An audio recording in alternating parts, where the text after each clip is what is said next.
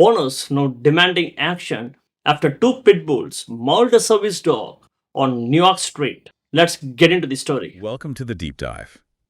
Today we're looking at, well, a really disturbing story coming out of Manhattan. Yeah, it involves a small dog, a Chihuahua mix named Penny, who was attacked pretty brutally by two pit bulls. And the most shocking part? The owners of the attacking dogs apparently just fled the scene, left her there. Exactly. We've got the news report detailing it all. So our goal here is to really dig into this incident, what happened, Penny's condition, the reaction, and maybe the bigger picture too.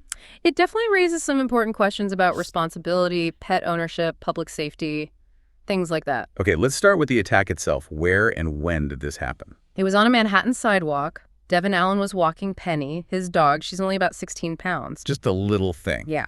And nearby were two pit bulls leashed with their owners, a man and a woman. Okay, so they were leashed, but then what? Well, according to the report, completely out of the blue, one of the pit bulls just lunged at Penny. No provocation mentioned at all. Right, the report stresses that Penny didn't do anything to trigger it. She was leashed, too. Yes, she was. And that lack of provocation is pretty significant here. And it didn't stop there. No, then the second pit bull joined in. The description used was savage. Just awful. Devin, the owner and apparently a bystander, tried to step in. They did, yes. Tried to separate the dogs, but then just unbelievably The pit bull owners just ran off, with their dog. took off, left Devin there with his severely injured dog. Wow. That's hard to fathom. What about Penny? How is she doing? Not good. She had really severe injuries, deep bite wounds, needed emergency surgery right away. Oh, poor thing. Yeah, she's currently in intensive care at a vet hospital.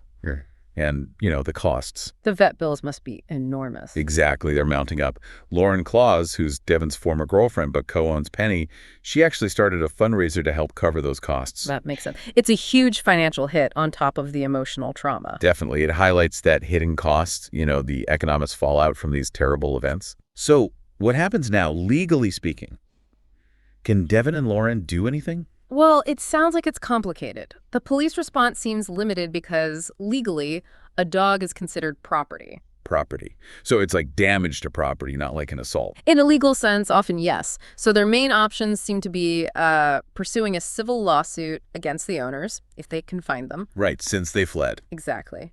Or trying to get the authorities to declare the pit bulls legally dangerous. Which sounds like it might be reactive, not preventative. It often is, sadly. You usually need a documented history of aggression to get that designation.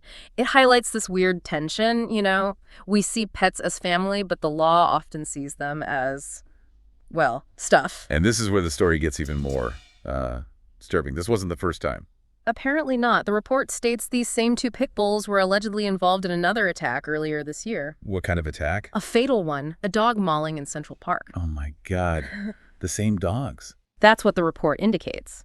And what's more, the local city councilwoman, Gail Brewer, she'd already received complaints about these specific dogs and other incidents like this in the park. So people knew these dogs were potentially a problem, and nothing was done. It seems that way. Councilwoman Brewer expressed frustration about the lack of effective action despite these repeated complaints. It points to maybe a systemic issue in dealing with dangerous dogs. Devin Allen must be furious. What did he say? He called the owner's actions negligent, which seems fair, and said the dogs are clearly a serious danger. He emphasized Penny did nothing to provoke them. And Lauren Claus, the co-owner.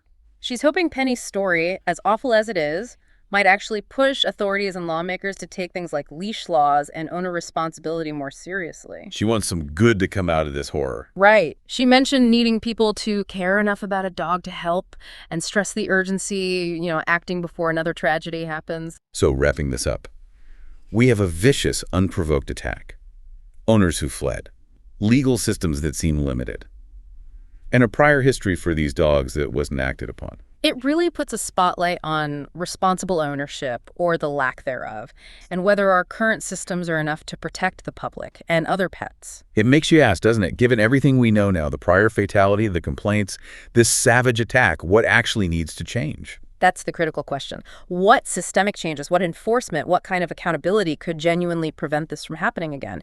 How do we ensure responsible pet ownership becomes the norm, not just an aspiration, something to really think about? Should there be stricter penalties for dog owners who flee the scene after their dog attacks? Comment your thoughts. Thanks.